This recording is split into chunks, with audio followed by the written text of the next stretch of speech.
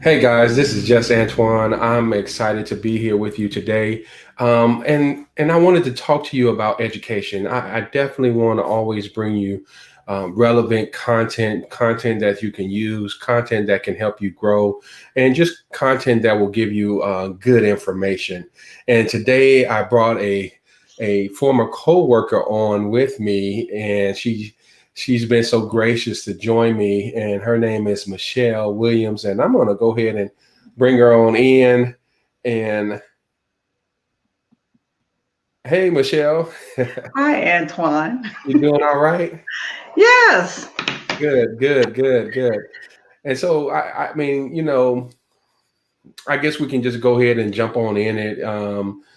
Truly, COVID has changed a lot of things, right? And there's a new normal which we haven't experienced yet, and we really don't know. But everything is just kind of evolving as we go. And so when COVID hit, I know you were in the midst of a school year, and so it kind of was a shocking thing.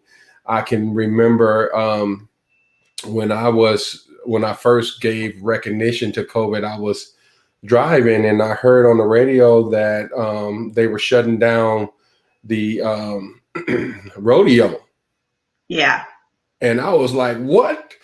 This must be something I need to pay attention to. If they won't stop the rodeo, and if you're from Houston and you know the rodeo and how big it is, you know that it's something major when that's a big money maker in Houston, and it brings millions of dollars in every year.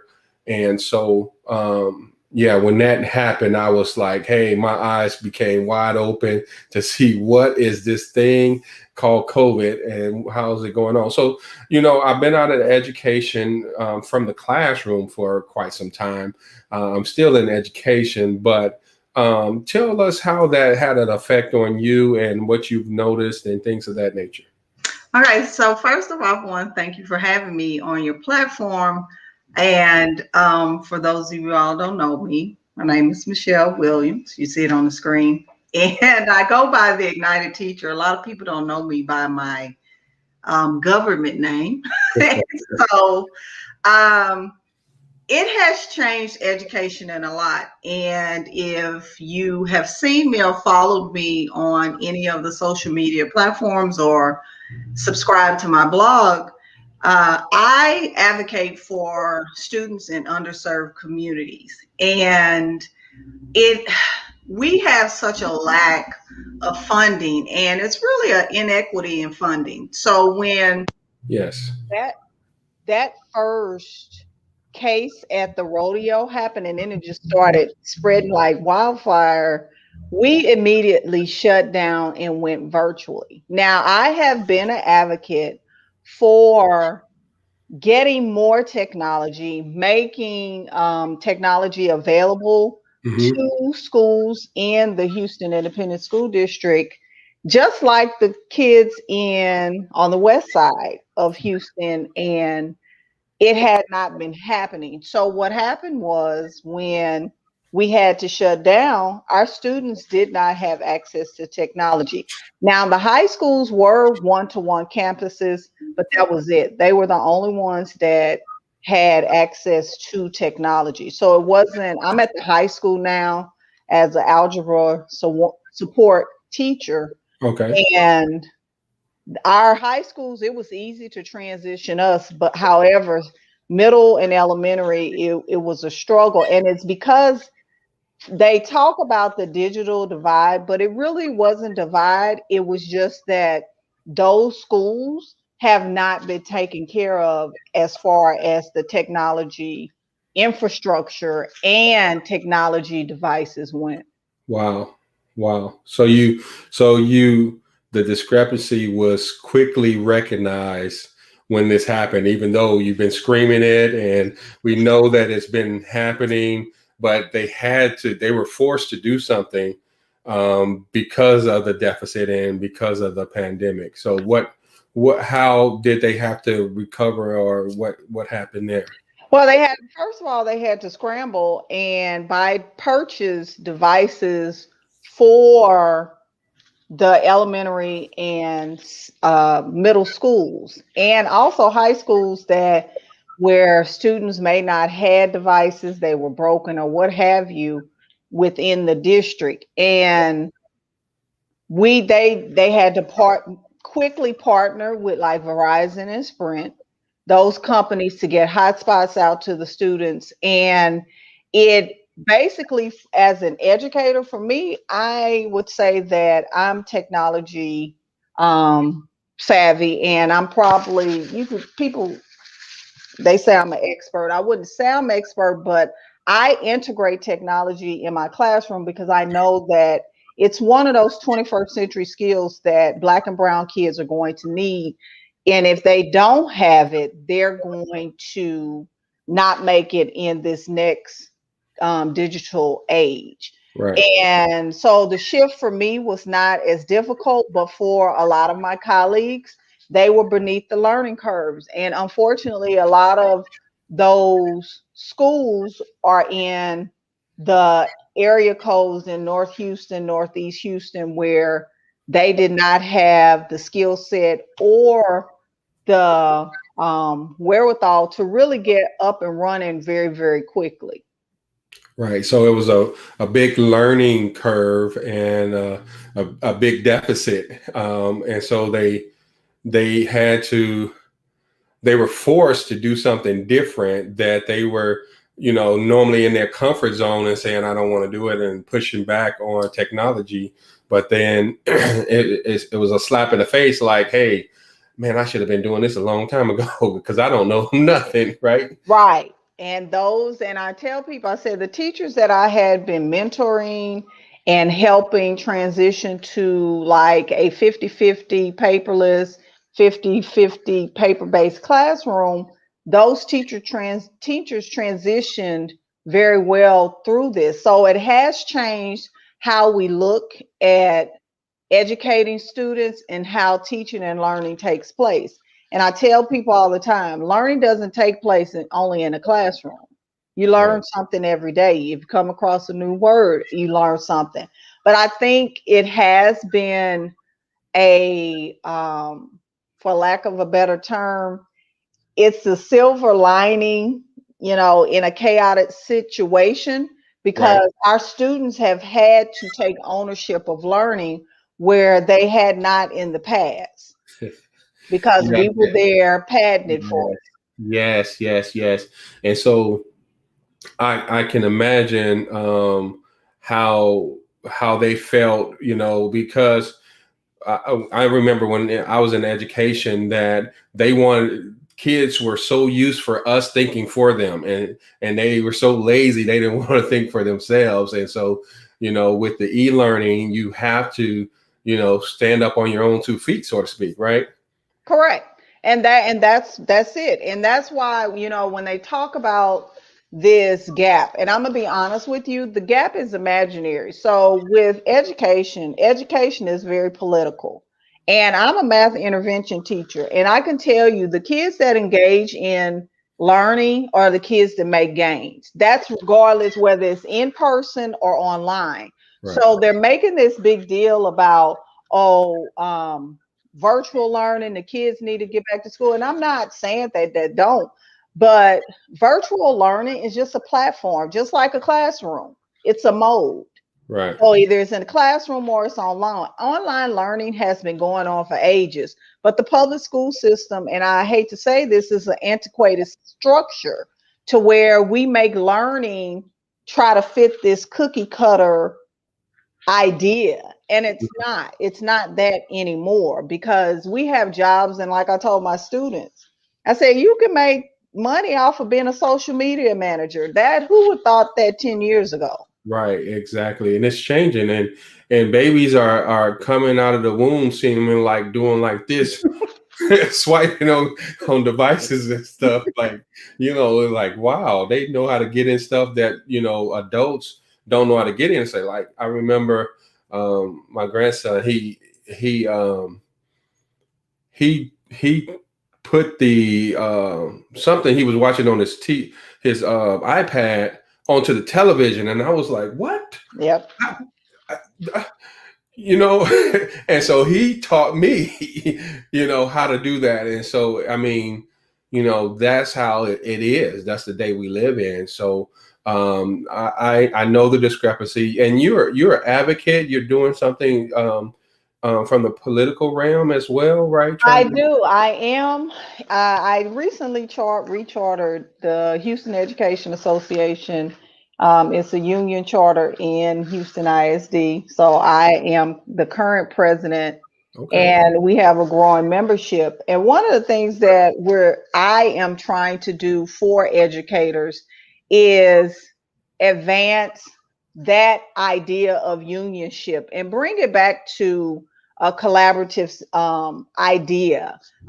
We have gotten away from collaboration, and a lot of the older teachers who groomed me, unfortunately, are no longer there. And this pandemic has made and created a shortage of experienced teachers. Oh, wow. People like me, this is my 21st year in education, and we no longer exist. If you have 10 years of experience in education, you're doing really well, because Wow. a lot of teachers are leaving, and the ones that could retire did retire, and the ones that could get early retirement retired as well.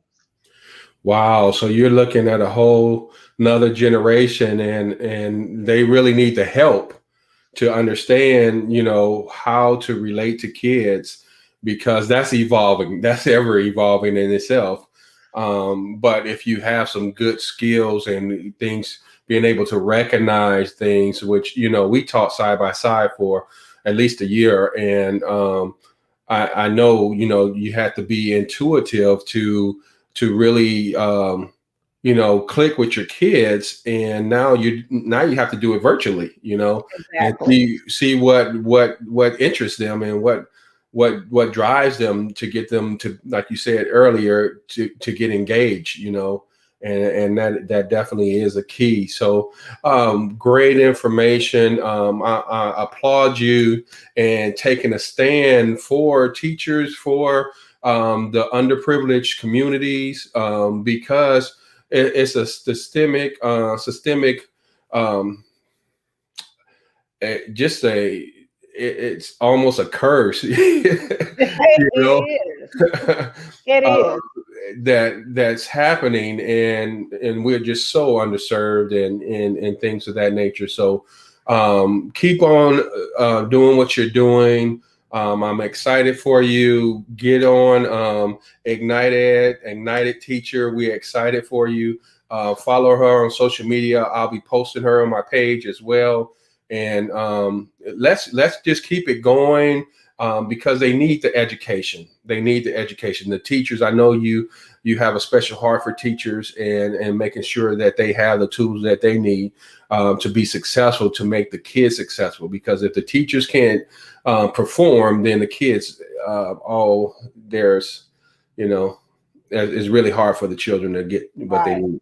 And even with this pandemic, a lot of people, we have felt the pressure from the public, and teachers have felt like the public has turned on them, which I've felt like that a long time ago. Right. Teachers are not the enemy. We are basically in abusive relationship with the public. And that's how I put it, so people can Yes. understand what we Yes. deal with. We get blamed for everything. We get blamed Exactly. for if the children get lost. We get blamed if the children don't succeed. We get blamed if the kids are not coming to class. We get blamed for everything. Everything. And I think that parents and teachers have to work together to make a better system, because we cannot push a system. To be honest with you, we can't. The teachers are going to leave. And I Yeah. had to tell one of my classmates that, you all are harassing these teachers. You'll be teaching your own children if Right. you don't stop it. Because at the end of the day, nobody, if you talk to anybody in the College of Education, their numbers are dwindling. Right. That nobody's going to come out and teach your children and be abused by the public. And I'm not browbeating parents, but I need for them to work with teachers and not against them, because at the end of the day, teachers are doing the best that they can in a broken system. And And that's the reality of it.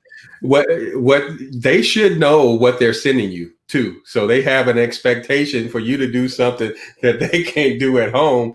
And but together, like you said, together y'all can really make a difference in that child's life. And so one of the things that I always knew that made a difference, even as a teacher for me, was those parents that came up and that was involved in their child's education.